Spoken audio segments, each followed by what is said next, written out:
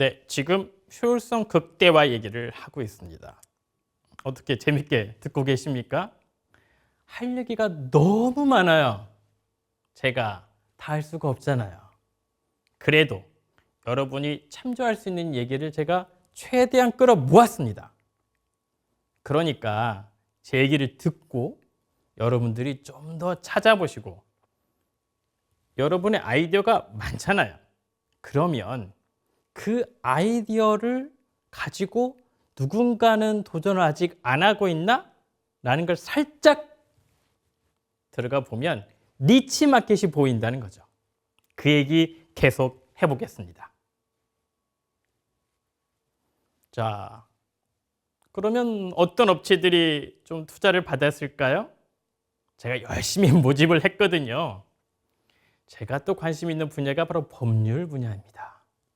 자, 법률 분야에서 특히나 변호사를 직접적으로 지원할 수 있는 방법이 없을까? 이런 고민을 하는 거죠. 왜 이런 고민을 하냐면요. 변호사를 지원하는 부분에 있어서 혹시 정해진 패턴이 있는 것일까? 이렇게 묻는 거예요. 만약에 있다면, 이거 AI가 잘할 수 있는 영역인데? 라고 생각할 수 있는 거죠. 이 생각 잘해볼 필요가 있습니다. 만약 여러분이 관심 있는 영역이 있다면 이 생각을 가지고 도전해 보셔야 돼요. 자, 변호사 지원 법률 서비스로 시리즈 C 단계에서 투자를 받은 업체가 있습니다. 약 230억 원 정도 됩니다. 좀 되네요. 그렇죠. 자, 여러분 그 스튜디오에서 혹시 촬영해 보셨어요? 그거 쉽지 않죠. 그런데 찍어도 생각이 바뀌어서 내가 원하는 그 배경을 좀 바꾸고 싶은데 어떻게 좀 안 되나? 안 되거든요, 그거. 또 그 배경을 가상으로 바꾸면 또 조명 문제도 있어요. 일반 사람은 잘 모르는데 이 전문가들이요, 이 조명의 하나하나가 엄청난 테크닉이거든요. 그래서 이거를 잘하는 것이 엄청난 노하우인데 이제는 생성 AI가 이 부분들을 도전하고 있다고 합니다. 시드 단계, 아까 이해하셨죠? 예, 시드 단계에서 65억 원을 투자받은 업체가 있습니다. 자, 또 법 얘기를 해보죠. 법률 분야에서도요, 놀랍게도 번역 이슈가 있답니다. 잘 이해가 안 되죠. 자, 그런데 요즘에는 법률이 여러 글로벌적인 접근들을 많이 하다 보니까 법률 분야의 번역을 잘하는 게 필요해? 라고 하는 니즈가 막 올라왔는데 지금까지 누가 했습니까? 전문가가 했죠. 그런데 아까 제가 질문했던 거 기억나십니까? 혹시 이거 정해진 패턴이 있는 것인가? 라고 물어보라고 했잖아요. 여기에도 있는 거예요. 정말? 법률 분야에도 패턴이 있어서 번역을 AI가 할 수 있다고? 자, 이걸로 프리-A, 시리즈 A 전 단계라는 거죠. 30억 원을 받은 업체가 있습니다. 자, 또 우리 산업 현장에 보면 요즘에 로봇 좀 많아요. 컨트롤을 좀 해야 되잖아요. 이게 쉽지가 않습니다. 그럼 로봇의 상태부터 내가 원하는 것까지 뭔가 좀 해야 되는데 원활하지가 않다. 이거 어떻게 해결할 거냐? 라는 질문이 있는 거예요. 이거를 우리가 사람하고 대화하듯이 문답을 하면 어떨까? 좀 문답을 좀 더 내가 알 수 있게 좀 설명 좀 해주고 또는 차트도 좀 보여주고 또는 추천도 해주고 이러면 효율성이 좀 좋아질 거 아닙니까? 자, 이러한 형태로 시리즈 B 단계에서 약 170억 원 정도를 받았고 또 프리 IPO, 자, 그러니까 상장 직전에 있는 거거든요. 30억 원을 받은 업체도 있습니다. 자, 또 재밌는 아이디어도 있어요.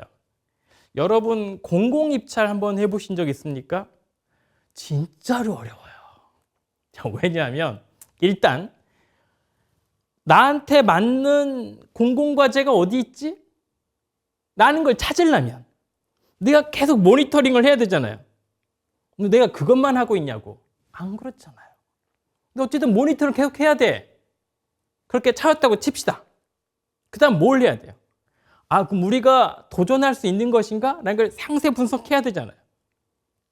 그것만 있으면 안 되잖아요. 차별화 포인트가 있어야죠. 그리고 나서 그 다음 뭐 해야 됩니까? 네, 우리 아주 끔찍한 제안서를 써야 되잖아요. 이런 거 지금까지는 우리가 다 했다. 이런 거에 의문을 가지고 있었던 거 있으셨습니까? 없으셨다고요. 그게 문제라니까. 예, 아셨습니까? 예. 그런 거를 의문을 가져야 돼요. 아까 제가 질문했죠. 혹시 여기에 정해진 패턴이 있는 것인가? 라고 물어야 된단 말이에요.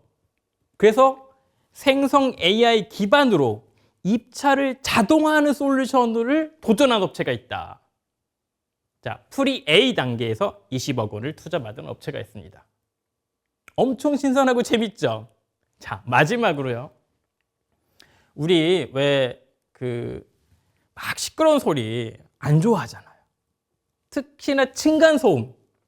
층간소음에서의 그 원인이 동물이었다. 엄청 짜증나잖아요.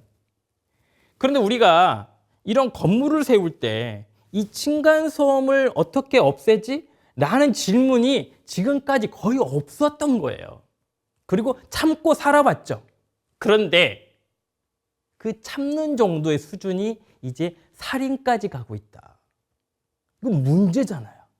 우리가 잘 살라고 집에 들어왔는데 그 집에 어떤 문제 때문에 우리가 죽임을 당하면 그게 말이 됩니까? 그래서 이런 노이즈를 어떻게 제거할 것인가를 우리가 계속 도전하고 있는데 난제예요. 그런데 이거를 해결하겠다고 덤빈 업체가 있는 거예요. 놀랍지 않습니까? 일명 노이즈 캔슬링. 자, 이러한 목표를 가지고 프리 AI 단계에서 약 10억 원 정도를 투자받은 업체가 있습니다. 재밌죠? 자, 제가 조금 전에 말했던 사례를 좀 더 들여다 볼게요. 거기에서 힌트를 좀 많이 얻으시면 좋을 것 같아요. 자, 제 해석입니다. 아까 제가 뭐라고 했습니까? 변호사를 지원한다. 그리고 거기에는 일정 정도 패턴이 있을 것이다. 그러면 좀 더 이해를 해야 되잖아요. 자, 여기서 그냥 중요한 것은요. 변호사는 늘 시간이 부족하다는 거예요. 왜 시간이 부족하냐? 거기에는 일련의 프로세스가 존재하기 때문에 그래요. 이 프로세스는 물리적입니다. 그러니까 어떤 사건을 수임하면 이 수임을 해서 해결하는 과정까지가 반드시 들어가는 게 존재하는 거예요. 그런데 거기에 상당 부분 잘 보니까 패턴이 있더라는 거예요. 예를 들자면 법률 리서치를 당연히 해야 되죠. 판례 검색도 해야 되고. 그럼 어쨌든 고객이 데이터든 뭐 법률을 리서치한 결과든 간에 요약을 해야 돼요. 그리고 분석도 해야 될 거 아니에요. 그리고 나서 법률은 서식이 정해져 있기 때문에 그 서식에 맞게 초안도 작성을 해야 돼요. 상당해요. 그런데 리서치도 패턴이 있고요. 문서 요약은 정말 잘해요. 분석도 잘해요. 서식이요? 패턴 있잖아요. 그거 만드는 거 잘해요. 오? 잘한다고? 그러면 생성 AI가 집어넣을 수 있는 거 아니에요. 얼마나 좋습니까? 자, 우리가 살고 있는 이 세상은요. 나 홀로 소송하는 사람들이 점차 늘어나고 있어요. 어떤 통계를 보니까 사건의 70% 정도가 변호사가 없이 진행한답니다. 이거 말이 됩니까? 내가 억울한 일을 당했는데 이 억울한 일을 변호사의 지원을 받지 않고 하면 내가 이길 수 있냐고요. 사회적인 문제라는 겁니다. 이런 소셜 임팩트를 해결하는 부분에서라도 생성 AI가 필요하다. 어떻습니까? 멋있죠? 그래서 좀 더 정리해보면요. 이런 법률 데이터베이스를 AI 검색으로 판례 분석도 좀 하고 아까 멀티모달이라고 그랬죠. 그러니까 우리 문서는 기본적으로 멀티모달이에요. 텍스트만 있는 게 아니잖아요. 이미지도 있고 테이블도 있고 막 캡션도 있고 막 뭐가 더 있어요. 그러니까 이런 것들을 사람처럼 이해할 수 있는 기술, 바로 이게 멀티모달 AI죠. 그래서 여기에서 추출해서 핵심 내용을 요약하고 가장 중요한 건 승소 전략까지도 준다. 물론 이 친구가 나한테 승소 전략을 알려준다고 해서 내가 그걸 바로 쓸 수 있는 건 아니에요. 그런데 신선한 아이디어 줄 수 있잖아요. 여기에서 신선한 아이디어란 뜻이 뭐냐면 적정한 인풋을 줄 수 있다면. 그럼 적정한 인풋이 뭐냐?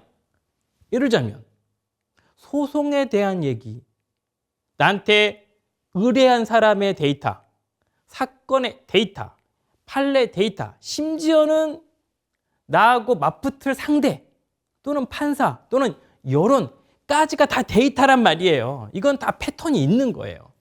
이런 것들 내가 다 파악하는 건 엄청 어려워요. 근데 이걸 일시에 해결할 수 있다? 앞에서 제가 AI 에이전트 말했잖아요. 바로 그 얘기예요. 잘할 수 있는 거 아닙니까? 자, 또 재밌는 얘기 또 해보도록 하죠. 요즘에는 그 휴대폰이 대세라고 말하기도 애매해요. 지금 뭐라고 하냐면 인바디먼트라고 하잖아요. 즉 체화돼 있어요. 그냥 내 몸의 하나이거나 머리의 하나인 거죠.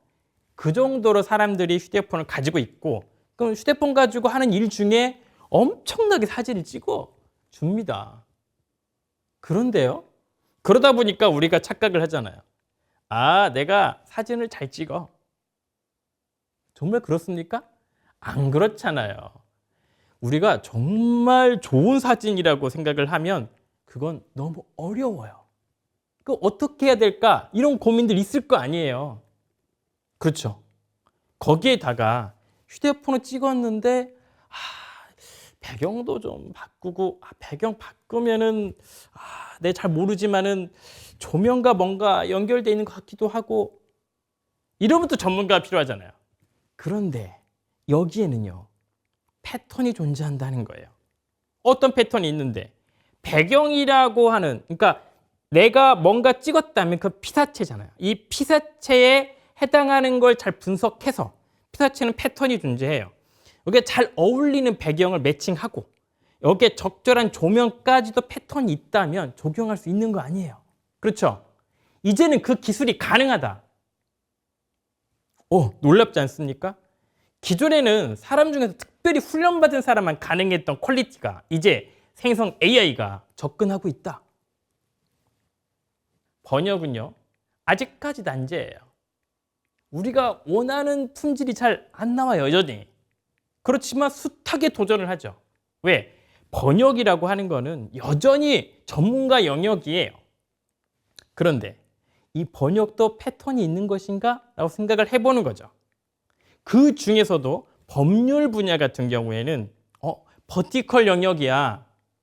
이러면 얘가 좀 달라지는데? 다국어로 된 법률 문서 부분들을 그 국가의 어떤 문화 또는 법률의 맥락까지 이해하면서 자국어로 번역할 수 있을까? 가능하다는 거죠. 놀랍지 않습니까? 이거를 잘하는 사람을 찾는 것도 쉽지 않거든요. 그런데 그것을 생성 AI가 할 수 있다면 놀라운 도전이죠. 자, 산업 현장에는 최근 로봇이 증가한다고 말씀을 드렸습니다. 그러나 늘 어려움은요, 관리에 나타나요. 관리 코스트가 증가하면 우리가 TCO라고 하잖아요. 총 비용이 엄청나게 증가합니다. 이건 효율성하고 거리가 좀 있는 것 같은데? 이거 어떻게 해결하지? 이걸 지금까지 전부 다 사람이 있어요. 일정 정도는 그 관리 시스템을 돌리긴 했는데 그것도 퀄리티가 떨어져요. 이거 어떻게 해야 되나? 좀 상태를 자동적으로 좀 파악을 하고 예측도 좀 하고 그 나한테 좀 그 사람처럼 대화하는 것처럼 대화도 하고 좀 과학적으로 차트도 좀 보여주고 솔루션도 추천도 해주고 웬만하면 좀 알아서 좀 해주고 이렇게 한다면 어떨까요? 그거를 하는 업체가 있다니까요. 놀랍지 않습니까? 자, 어떤 경우에는 공공과제가 누구에게는 생존이고 누구에게는 이정표가 되기도 합니다. 그렇지만 거기에 쏟아붓는 에너지는 만만치가 않아요. 만약 그걸 계속 실패한다면 어쩌면 생존에 어려움을 겪을 수도 있습니다. 그렇기 때문에 우리는 우리 에너지가 한정돼 있어서 그 한정된 에너지를 가장 효율적으로 써야 되는데 공공과제 수주가 그거 잘 안 맞아요. 제가 앞에서 말했잖아요. N 곱하기 N 게임이라고. 과제가 엄청나요. 그리고 거기에 맞게 업체도 엄청 들어가요. 경쟁도 치열해요. 어떻게 생존하지? 어렵죠. 자, 이럴 때 모니터링을 알아서 하고 분석도 하고 차별화도 추출하고 규제나 제한사항까지도 커버도 하고 이렇게 한다면 어떨까요? 자, 사람 중에요. 이 정도를 소화할 수 있는 사람이 드물어요. 그래서 조직이 사람이 전부라는 뜻이잖아요. 그런데 이제는 생성 AI가 그거를 할 수 있는 상황까지 와 있다는 겁니다. 그러면 내가 당장 써야지.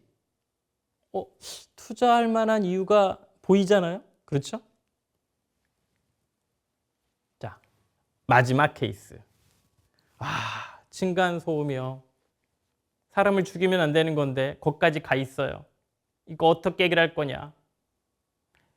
해결하는 방법이 전 세계 이슈예요.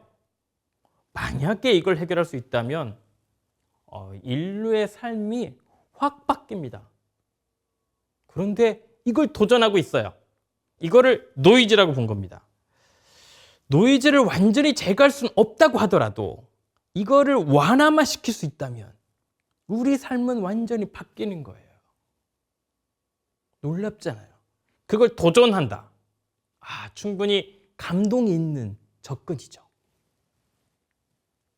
자, 그러면 조금 전에 말했던 그런 도전하는 업체들을 좀 더 들여다봐야 되지 않겠습니까? 자, 첫 번째 업체입니다. 로엔 컴퍼니라는 업체입니다. 이 업체는 2012년 7월 달에 설립을 했습니다. 최근에 2022년 1월 달에 시리즈 C 투자를 받았어요. 230억 원 정도 됩니다. 그 전 단계 시리즈 B 단계에서는 140억 원 정도를 투자를 받았습니다. 자, 이름에서도 우리가 알 수 있죠. 법에 관련된 업체입니다. 자, 어렵죠. 일단 피고인을 신문할 때 질문해야 되는 사안을 뽑는 것도 쉽지 않고요. 검사의 반대 신문이 뭐가 나오지? 그런 게 예측이 돼야 뭔가 대응 전략을 짤 거 아니에요. 그럼 필요한 각종 판례도 조사를 좀 해야 될 것인데 아까 우리가 AI 검색에서 중요했던 게 출처라고 했잖아요. 이때 바로 이게 응용이 되는 거예요. 심지어 문서화 데이터가 아까 멀티모달 이렇게 말씀드렸잖아요.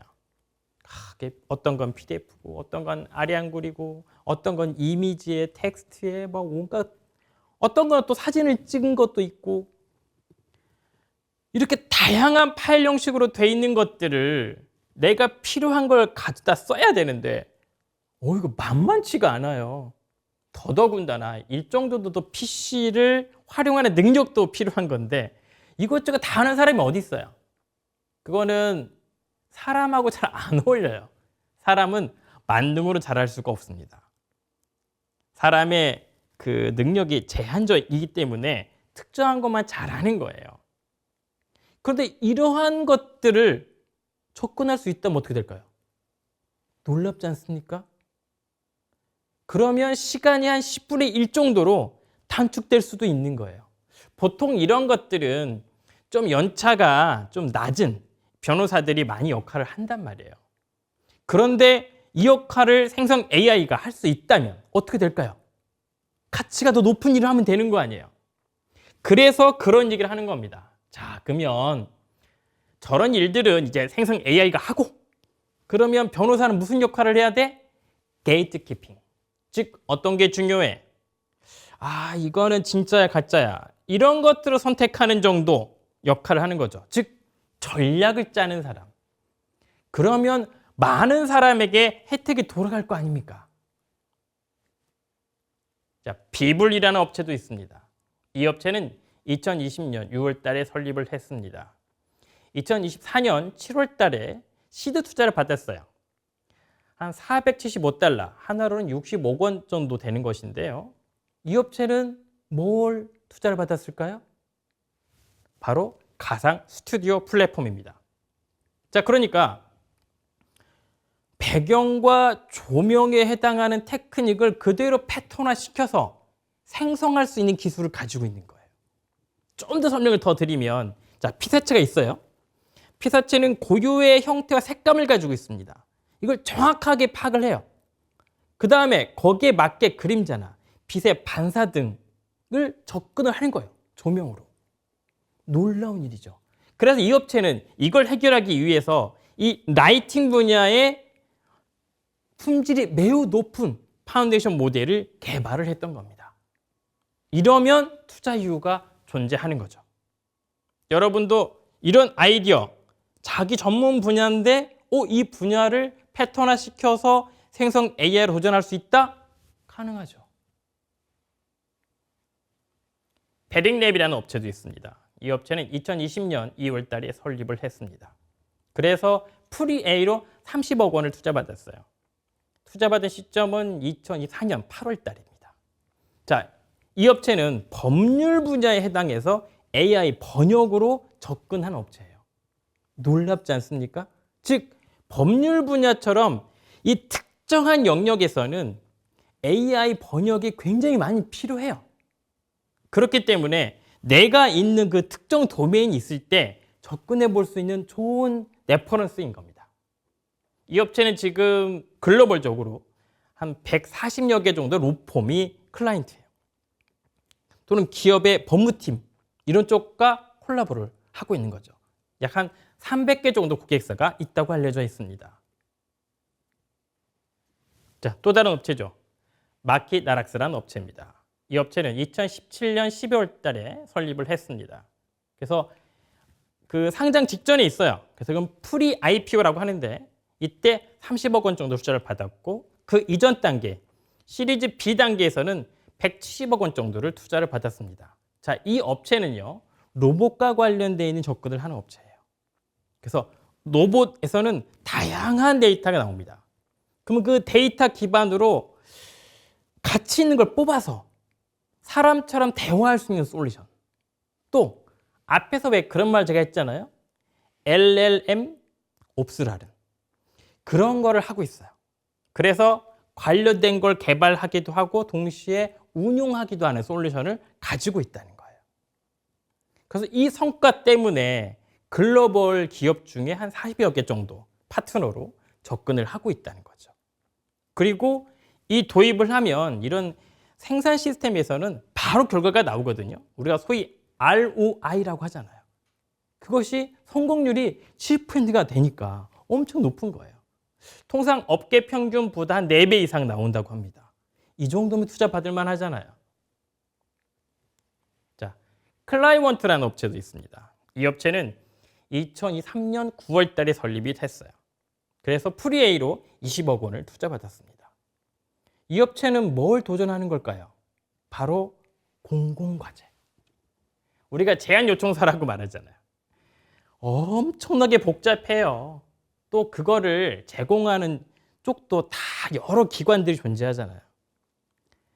그러니까 기업은 가지고 있는 리소스가 한계이기 때문에 대응이 어렵고 여기에서 만약에 계속해서 실패를 하면 영업이익과 직결되기 때문에 리스크가 급상승하고 심지어는요.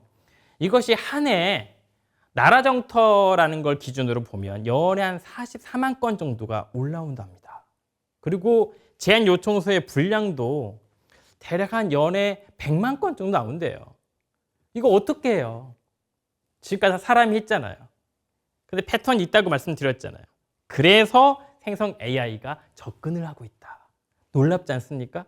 그런데 그 자동화 솔루션 중에 접근하는 거의 시간이요. 3초.